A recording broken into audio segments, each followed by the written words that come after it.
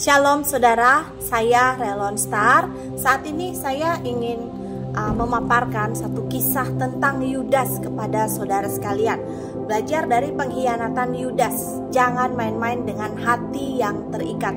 Nah saudara, di dalam Matius pasal yang ke-26 ayat 14 sampai 15, di situ dikatakan, kemudian pergilah seorang dari ke-12 murid itu yang bernama Yudas Iskariot kepada imam-imam kepala. Lalu ia berkata, "Apa yang hendak kamu berikan kepadaku supaya aku menyerahkan dia kepada kamu?" Nah mereka mendengar, mereka membayar 30 uang perak kepadanya. Saudara, yang pertama, Yudas ini adalah murid yang dipilih tapi hatinya terikat, saudara. Yohanes 6 ayat 70 sampai 71 mengatakan demikian. Yudas bukan orang asing. Ia adalah bagian dalam circle-nya Yesus, bagian dalam lingkaran dalamnya Yesus, saudara. Tapi sejak awal Yesus tahu siapa yang akan mengkhianatinya. Nah saudara, pelajaran yang bisa kita ambil dari kisah Yudas, kita bisa saja aktif dalam pelayanan ya saudara. Kita bisa mengambil bagian banyak sekali dalam kegiatan gerejawi, tapi kalau hati kita terikat oleh kepentingan pribadi, oleh uang dan dosa tersembunyi, maka kita bisa jatuh juga saudara. Kemudian saudara, yang kedua yang ingin saya paparkan mengenai Yudas, Yudas lebih memilih uang daripada Yesus. Di dalam Matius 26 ayat 15, di situ dikatakan saudara bahwa 30 keping perak adalah harga seorang budak saudara. Jadi ini harganya sangat-sangat murah. Nah Yudas menjual Yesus demi sesuatu yang nilainya kecil tapi mengikat hatinya besar. Wow. Nah apa yang kita petik dari hal ini? Iblis bisa pakai keinginan kita yang belum kita serahkan untuk menjatuhkan Anda. Nah apa yang belum kita serahkan saudara? Mungkin adakah hal-hal kecil dalam hidup Anda semua yang bisa menjadi pintu atau menjadi jerat bagi iblis? Nah saudara harus bereskan itu terhadap Tuhan saat ini juga. Nah saudara, yang ketiga, Yudas menyesal tapi dia tidak bertobat saudara. Ini masalahnya.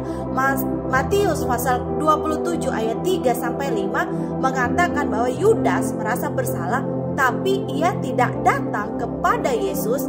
Ia malah lebih memilih untuk bunuh diri. Tidak terjadi pertobatan pada Yudas. Saudara, berapa banyak Anda hari-hari ini ya saudara, Anda itu hanya tahu kebenaran, tetapi Anda tahu bahwa Anda berbuat salah tapi Anda tidak berubah. Hanya berpikir tentang mau berubah, itu belum perubahan saudara. Nah jangan sampai seperti Yudas. Ada perbedaan antara penyesalan duniawi dan pertobatan sejati saudara. Apa yang kita dapatkan dari hal ini? Kalau kita jatuh, jangan lari dari Yesus. Jangan lari dari Yesus saudara, tapi larilah mendekat kepadanya.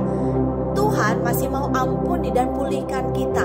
Saudara, saya mau berlama-lama dalam hal ini. Ini penting banget. Bahkan orang-orang yang terlibat dalam pelayanan, begitu banyak dari mereka yang masih melakukan dosa dan kejahatan dan cara-cara duniawi ya saudara.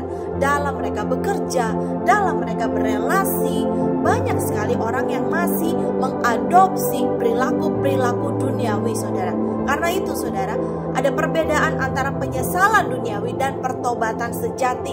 Kalau hidup Anda benar-benar dipimpin oleh Roh Allah, maka Roh Allah akan menuntun Anda kepada pertobatan sejati, bukan pada penyesalan yang duniawi. Penyesalan duniawi itu artinya ya kita cuma tahu saya salah, tetapi tidak bertobat. Tahu bahwa kita menyakiti hati orang lain, tahu bahwa kita ini melakukan dosa, tapi Anda hanya diam dan kompromi dengan dosa tersebut. Ini seperti Yudas saudara. Nah, saat kita gagal, apakah kita menutup hati atau menyerahkannya kepada kasih karunia? Saudara, banyak orang bertahan dalam kehidupan yang itu lagi. Dia mau keluar dari dosa sangat sulit, akhirnya dia bergabung dalam kubangan yang sama ya saudara. Dia ngutak-ngatik di dalam kehidupan yang itu aja, sulit untuk keluar dari dosa. Tapi saudara, saat ini saya ingin mengajak Anda untuk pertama, periksa hati setiap hari. Periksa hati kita setiap hari, saudara. Apakah kita udah melakukan hal yang benar-benar murni di hadapan Tuhan? Apakah kita udah melakukan hal yang berkenan di hadapan Tuhan? Kalau belum, mari saudara berbalik.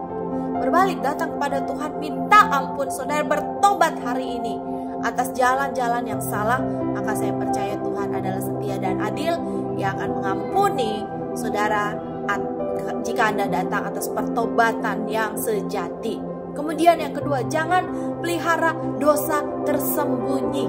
Banyak orang hari-hari ini menyembunyikan dosa, saudara.